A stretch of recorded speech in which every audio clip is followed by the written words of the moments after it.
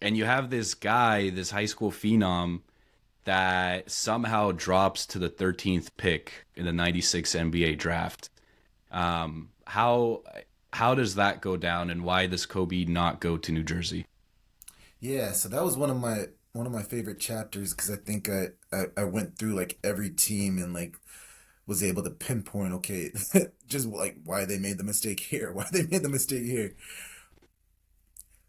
Back then, back then we're still in the big man age, right? Where like you get a talented big man and you think that that's the unicorn, where we're still throwing the ball into the post and we're trying to find the Patrick Ewings of the world. We're still taking uh what's his name, Sam Bowie over Michael Jordan. uh, the NBA was one way back then.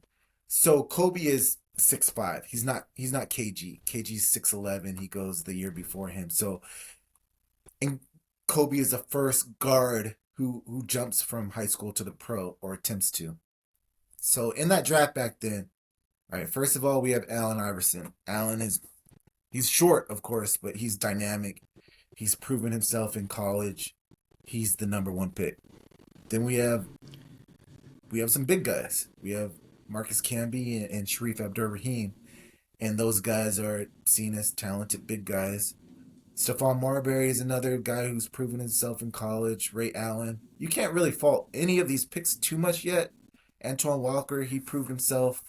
Lorenzo Wright, another big guy. Kerry Kittles and the Nets is at number 8. Now, John Calipari was the coach of the Nets at that time, and Calipari was set on taking Kobe. But I'm trying to remember the exact story of what happened. I know that Arn and the Lakers bluffed them really, really well, right? They said that Kobe was not going to play in New Jersey if John Calipari was going to take him. And John Calipari, he's just getting into the NBA. He's proven himself in college, but he's still relatively young in his NBA career. His whole Kentucky stint has not happened yet.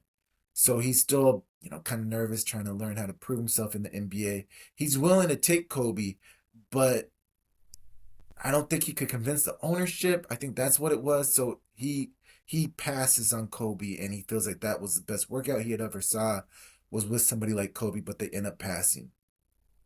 Then you have Samaki Walker, Eric Dampier, Todd Fuller. Now we're getting into the Nick, we're getting into the questionable guys here. We're getting into the questionable guys where Hey, Eric Dampier had a solid NBA career. He was a very serviceable center. he was a very, very serviceable center. Was he a top 10 NBA player of all time? Was he a top NBA player on any of his rosters that he was on? He was I good for plead the the Mavs fifth. for a little while.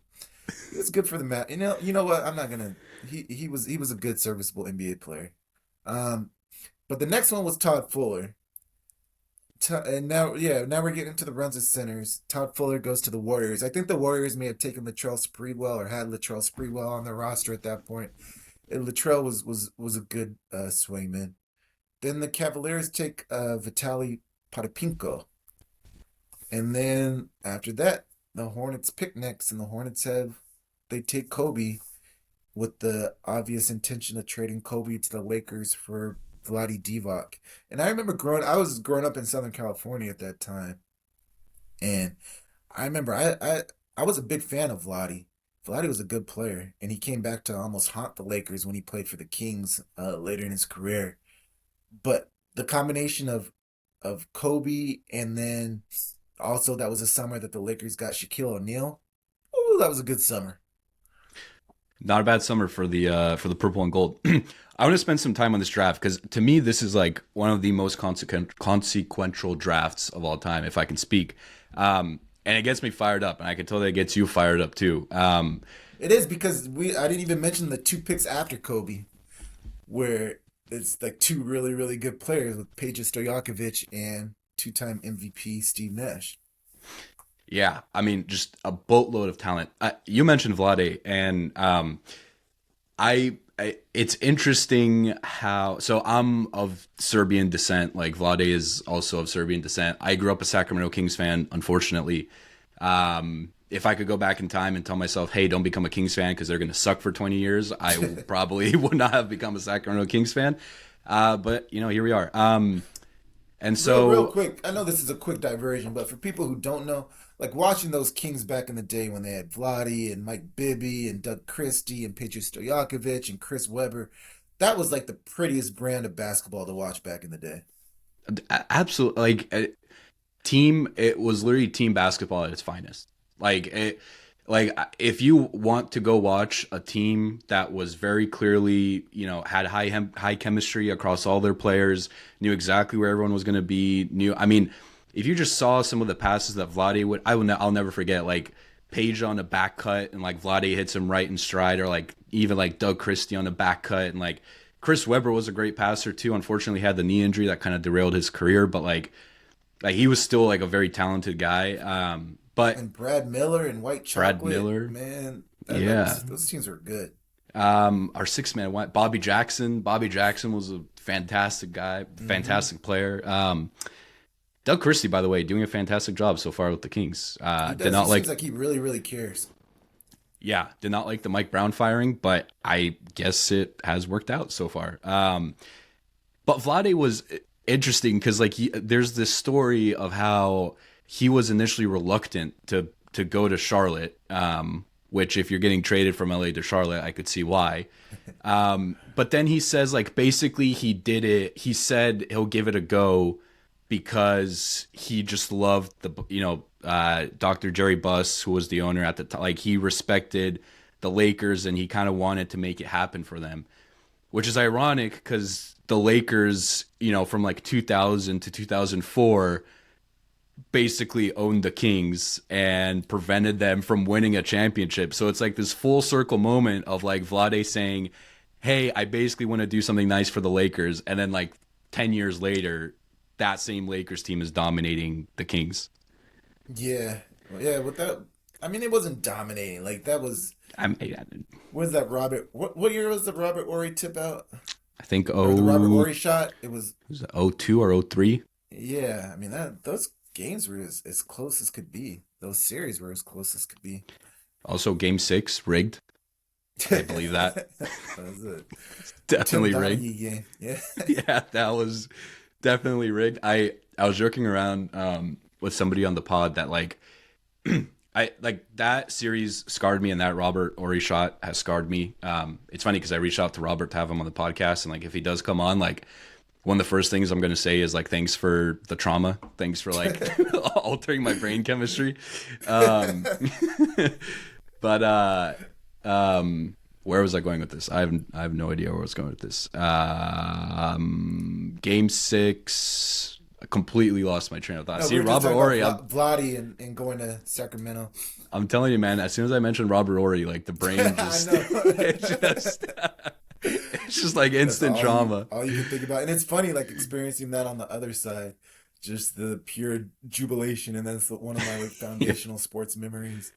yeah. Well, that's great, man. I'm happy for you. Oh, I know where I was going with I'm this. sure. I'm sure. Yeah.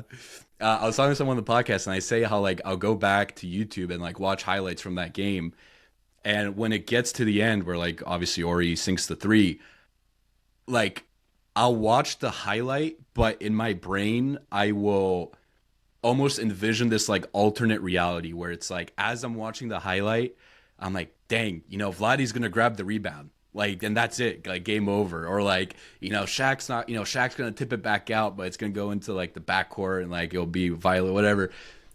And it's just like, it's yeah, definitely traumatic. I remember the series of events that had to have occurred for the Lakers to win that game were just outrageous. Yeah, crazy. So 96 draft. One of the most interesting things I didn't know was the Sixers. So you mentioned AI, but it was interesting because the Sixers were the hometown team for Kobe, having grown up right outside of Philly, and they like Kobe. And there's this whole thing that I'll let you explain where they almost could have had Kobe.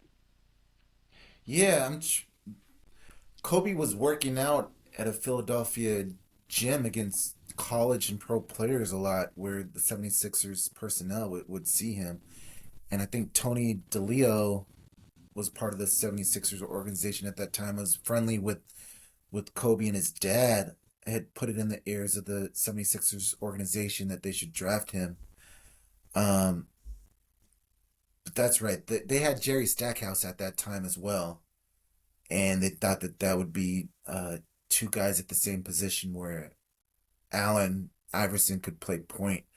But yeah, or they could have. I'm trying to think. Could they possibly have had Iverson and Kobe? Was that the? Because I think they wanted to trade Stackhouse for a lottery pick and then use that lottery pick to potentially draft Kobe. Yeah, Was like the premise. yeah. That's what it was. And excuse me because I'm asking you about my own book, but it's been a little while No, it's been a since minute, I man. wrote it. Listen, I just finished rereading it this morning, so I'm a lot more fresh on, on the details. But yes, yes, that was it. It's funny to think about that. What if? Could you have imagined? Like, would they have killed each other, or would they have been the greatest dynasty or the greatest guard tandem in NBA history? That's a good question. I mean, I I think that Kobe, it's really interesting to think about because AI was always like the late to practice, did not practice. um, Well, I mean, that was Kobe's whole issue with Shaq was that he felt Shaq didn't work hard enough. right, but like I think an element of that too was like Kobe's issue with Shaq also kind of.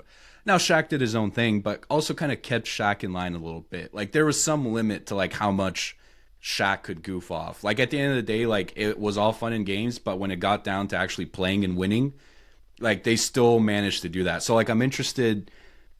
It's interesting to think about like with AI, like would Kobe have been able to like push AI to this new level and only care about winning and for kind of take him away from some of the off the court stuff. I don't know. Could he have gotten AI to buy into playing defense more? Granted, AI was undersized, but like could he have cared more? I don't know. And that's one of those things that it's interesting to think about. Yeah, no, it certainly is. Certainly is. I think Kobe probably benefited from having a point guard like Derek Fisher throughout his most of his career. Yeah, so I wonder like what type of big guy like they would have had to get like a Theo Ratliff, Dikembe Mutombo type guy who didn't Big take up too Z, much space on offense and just yeah, clog the paint. yeah. Big Z would have been a good fit. Also, Yeah. same draft. Um, I this just came to me because I was looking at all the teams. I had written down all the picks before Kobe. Um, Besides the Sixers, there's like so many interesting storylines. You had Toronto at number two, which would have been less interesting because Toronto was kind of a new team. Vancouver, who nobody cared about, even though, listen, I'm born in Vancouver, nobody cared about the Grizzlies. Milwaukee, which was interesting because Mike Dunleavy had this like whole plan of, Oh yeah, I forgot about Mike's plan. all right, so explain Mike's plan. I'm trying to what? All right, again, because you just finished this book. I remember it was like convoluted, but it all made sense in the end. What was it again? Have you ever seen that real quick? Have you ever seen that meme where it's like I forgot what TV show it's from, but it's like the Oh, it's guy always who's like sunny. this. It's always sunny It's in Philadelphia, right? yeah, and he has like on the board like all of the Yeah, whatever. yeah, I love that show. That's why I know it straight off the bat. But Charlie from It's Always Sunny in Yeah, Philadelphia. there you go. Yeah, that was Mike Dunleavy. But basically, Mike Dunleavy It's wanted like to a Ponzi trade scheme, if I remember. Right. something like that, man. Where like he wanted to. They had the let's see, they had one, two, three. They had the fourth overall pick, and he wanted to trade all the way back from 4 to 8 to then draft Kobe at 8. And they did trade. Well, he pulled off one of the trades because they traded Ray Allen for Stephon Marbury. So that was one of the trades that he did pull off. But his idea was like, I'm going to trade back all these picks. I'm going to get 3 first round picks, like future first rounders in return, and also draft Kobe. The only problem was that Kobe never worked out for Milwaukee. So like that's where it kind of fell apart. That's what it was. But I feel like Mike knew like Kobe was gonna be good, or had seen him elsewhere. Maybe like knew his dad. I feel like there was See, some now other you're making connection me where he now knew I that Kobe was good. now I You know what I really mean? want to like read it word for word and see what happened because it was you're right. It was crazy. If I find it, I'll try to. Let me see. Colangelo. So this is Phoenix. Um, I don't know. Maybe if I go back far enough. Let me see. All right, whatever. I'll try to find it as we talk. So that was crazy. And then Boston, who you said took Antoine Walker, fine. Clippers, which there's now that video that surfaces every once in a while, like Kobe's workout with the Clippers, which is him just like running back and forth and draining like every shot that he takes. And then New Jersey, which we talked about, Dallas. Dallas would have been interesting because if they still had gotten Dirk, right, like Kobe and Dirk, what would that have looked like? Yeah. Indiana, Golden State, and then Cleveland. Cleveland is interesting because Cleveland in this like alternate universe drafts Kobe, ends up being really good, right? Probably doesn't get the first overall pick in '03. Don't draft LeBron. Like it's just like this cascading effect of like what would have happened if Cleveland got Kobe. What was Cleveland's excuse for not taking him? Was it just that Kobe didn't work out for them? Cleveland's excuse for not taking Kobe is I think they wanted a big man because they drafted Potapenko and then they also drafted Big Z in that same draft. But where's the part? Where chapter is this? Oh, here we go. All right, hold on. Coming on it right now. So Cleveland, the Cavaliers plucked Vitaly Potapenko with the 12th pick. Cleveland center Brad Daugherty had recently announced his retirement because of lingering back pain. I definitely wanted size in the draft, said Wayne Embry, Cleveland's general manager. That's what it As was. it turned out, Zydrunas Ilgauskas was available and we got him. I easily could have taken Kobe and drafted Zydrunas. So, Well, at least you can admit. yeah, at least. And I guess while we're here, we can go revisit the Milwaukee thing. So I'm trying to summarize this real quick. So Milwaukee wanted to draft Ray Allen. And then you literally write, then Dunleavy erected what amounted to a pyramid scheme. He agreed to select Stephon Marbury fourth for Milwaukee and trade him to the Timberwolves for Allen, who would be selected fifth by the Timberwolves. The Bucks would receive a future first-round selection in the deal.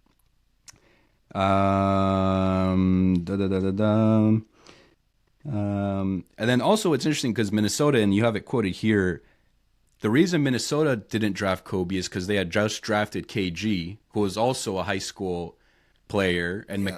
Kevin McHale, who was the GM, I think, right, of Minnesota at the Right. time, was like, hey, drafting two high school guys in a row, like, what are the odds that they both pan out? So, Right. KG and Kobe, I mean, what could have been? Right.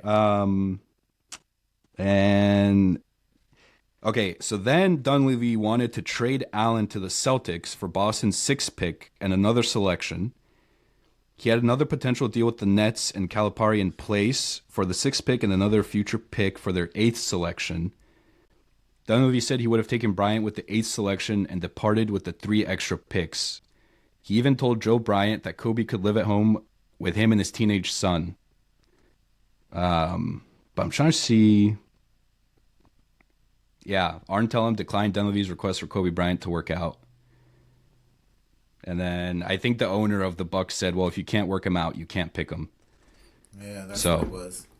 Oh, and then so the 13 through 20 of that 96 draft is really amazing because you get Kobe at 13, Peja Stojakovic at 14, Steve Nash at 15, then Jermaine O'Neal at 17, another high school to NBA guy and one of the first, and then Big Z at number 20.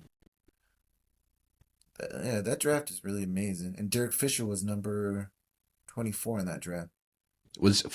Fisher wasn't drafted by LA, right? Yeah, he was. He was? Okay. Yeah. Yeah, that's crazy draft. Like we said, very consequential for a lot of reasons. A lot of what ifs too, like we just went over. That honestly probably altered NBA history for a while.